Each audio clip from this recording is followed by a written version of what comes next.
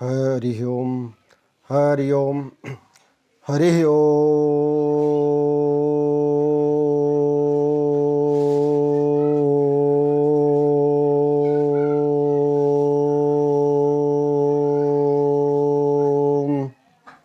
जय जय श्री राधे।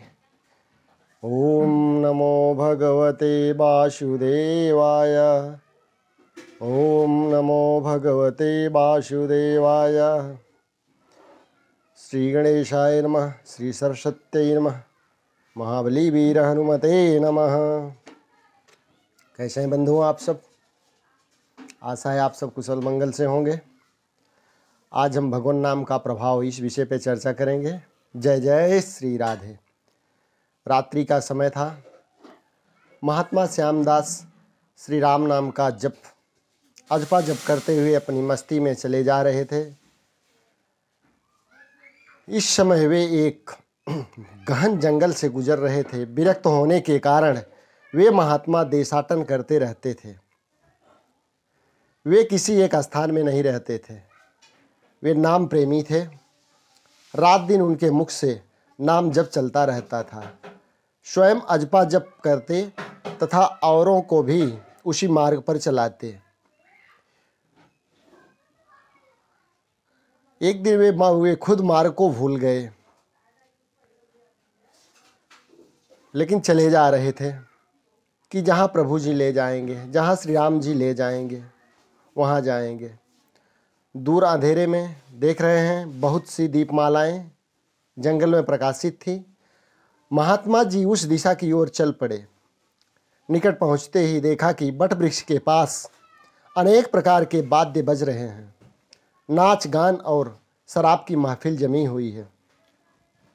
कई स्त्री पुरुष साथ में नाचते कूदते हंसते तथा औरों को हंसा रहे थे। उनको महसूस हुआ कि वे मनुष्य नहीं प्रेत आत्मा हैं। महाराज श्यामदास जी को महसूस हुआ कि वो मनुष्य नहीं, वे प्रेत आत्मा हैं। श्यामदास जी को देखकर एक प्रेत ने उनका हाथ पकड़कर कहा, ओ मनुष्य, हमारे राजा तुझे बुलाते हैं, चल।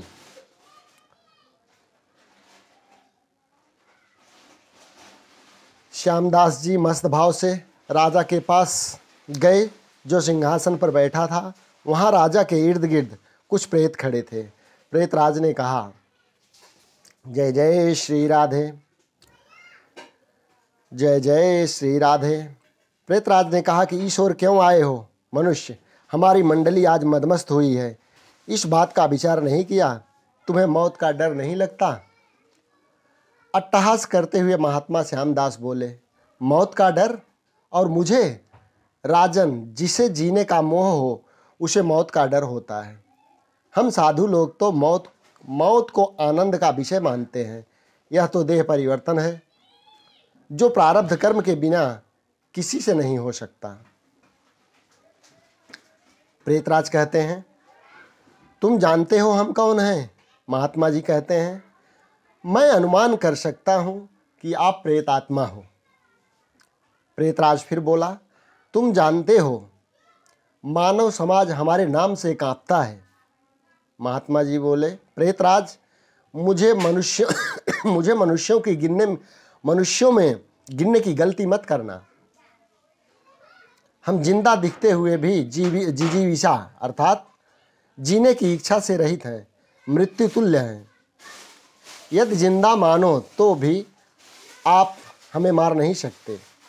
जीवन मरण कर्माधीन एक है।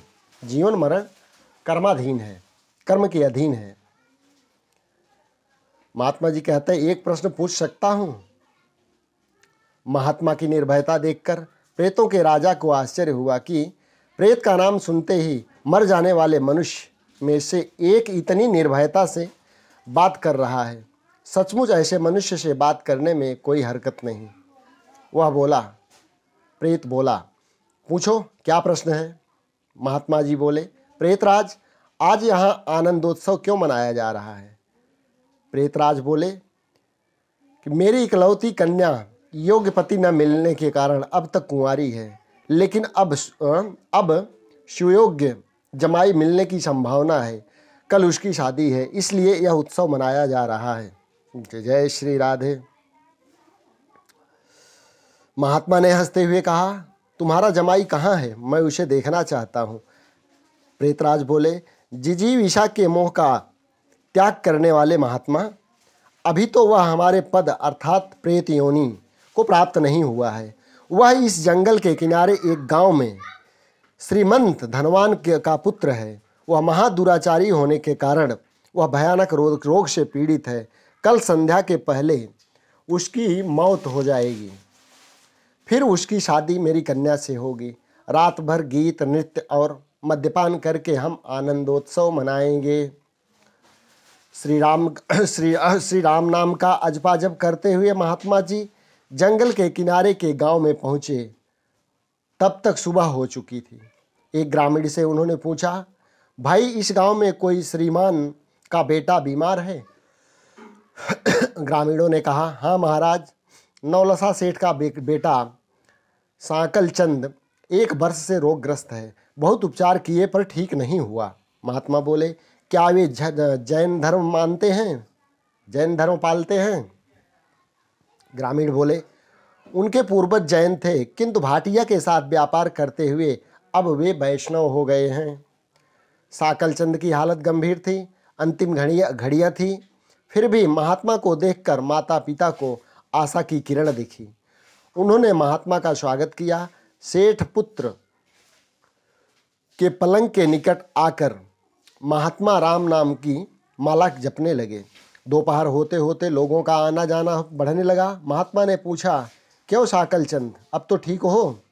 उसने आंखें खोलते ही अपने सामने एक प्रतापी संत को देखा तो रो पड़ा। बोला, बाबा जी, आप मेरा अंत सुधारने के लिए पधारे हो।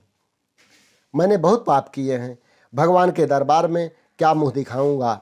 फिर भी आप जैसे संत के दर्शन हुए हैं, यह मेरे लिए शुभ संकेत है। इतना बोलते ही उसकी सांस फूलने लगी और वह खांसने लगा। महात्मा जी बोले, बेटा निराश न हो, भगवान राम पतित पावन है। तेरी यह अंतिम घड़ी है, अब काल से डरने का कोई कारण नहीं। खूब शांति से चित्त वृत्ति के तमाम वेग को रोककर श्री राम नाम के जप में मन को लगा दे। अजपा जप में लग जा। शास्त्र कहते हैं, चरितम रघुनाथस्य सतिकोटिम प्रविष्ट्यरम एकैकम अक्षरम पुण्याम महापातक नाशनम। अर्थात 100 करोड़ शब्दों में भगवान राम के गुण गाए गए हैं। उसका एक एक अक्षर ब्रह्म हत्या आदि पापों का नाश करने में समर्थ है। दिन ढलते ही साकल चंद की बीमारी बढ़ने लगी। वैद्य हकीम बुलाए गए, हीरा भस्म आदि कीमती औषधियाँ दी गई, किंतु अंतिम समय आ गया। यह जानकर महात्मा जी ने थोड़ा नीचे झुककर उसके कान में राम नाम लेने की याद दिलाई। राम बोलते ही उसके प्राण पखेरु उड़ गए। लोगों ने रोना शुरू कर दिया। शमशान यात्रा की तैयारियां होने लगी। मौका पाकर महात्मा जी वहां से चल दिए। नदी तट पर आकर स्नान किए, नाम स्मरण करते हुए वहां से रवाना हुए। शाम ढल चुकी थी। फिर वे मध्यरात्रि के समय जंगल में उसी बट वृक्ष के पास पहुँचे। प्रेत समाज उपस्थित था। प्रेतराज सिंहासन पर हताश होकर बैठे थे। आज गीत नृत्य हास्य कुछ नहीं था। चारों ओर करुण आक्रंद हो रहा था। सब प्रेत रो रहे थे। महात्मा ने पूछा, हे प्रेतराज, कल तो यहाँ आनंदोत्सव था, आज शोक समुद्र लहरा रहा है, क्या कुछ अहित हुआ है? प्रेतराज बोले, हाँ भाई, इसीलिए रो रहे हैं। हमारा सत्यानाश हो गया है। मेरी बेटी की आज शादी होने वाली थी, अब वह कुंवारी रह जाएगी। महात्मा ने पूछा, प्रेतराज, तुम्हारा जमाई तो आज मर गया होगा, फिर तुम्हारी बेटी कुंवारी क्यों रही? प्रेतराज ने चिढ़कर कहा, तेरे पाप से। मैं ही मूर्ख हूँ कि मैंने कल तुझे सब बता दिया। तूने हमारा सत्यानाश कर दिया। महात्मा ने नम्र भाव से कहा, मैंने आपका अहित किया, यह मुझे समझ में नहीं आता, क्षमा करना। मुझे मेरी भूल बताओगे तो मैं दोबारा नहीं करूँगा। प्रेतराज जलते हुए हृदय से कहा, यहाँ से जाकर तूने मरने वाले को नाम स्मरण का मार्ग बताया और अंत समय भी नाम कहलवाया। इससे उसका उद्धार हो गया और मेरी बेटी कुंवारी रह गई। जय जय श्री राधे। महात्मा जी कहते हैं, क्या सिर्फ एक बार नाम जप लेने से वह प्रेत योनि से छूट गया? आप सच कहते हो? प्रेतराज बोला, हाँ भाई, जो मनुष्य नाम जप करता है वह नाम जप के प्रताप से कभी हमारी योनि को प्राप्त नहीं होता। प्रसिद्ध ही है कि भगवान नाम जप में नरकोद्धारणी शक्ति है।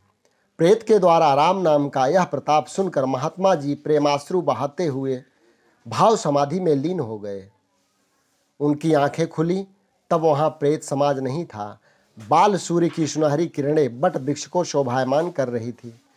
धनभागी हैं वे लोग जो इस युक्ति के अनुसार किसी आत्मवेत्ता संत की खोज लेते हैं और गुरु सेवा व गुरु मंत्र का धन इकट्ठा करते हैं, जिसको सरकार व मौत का बाप भी नहीं छीन सकता।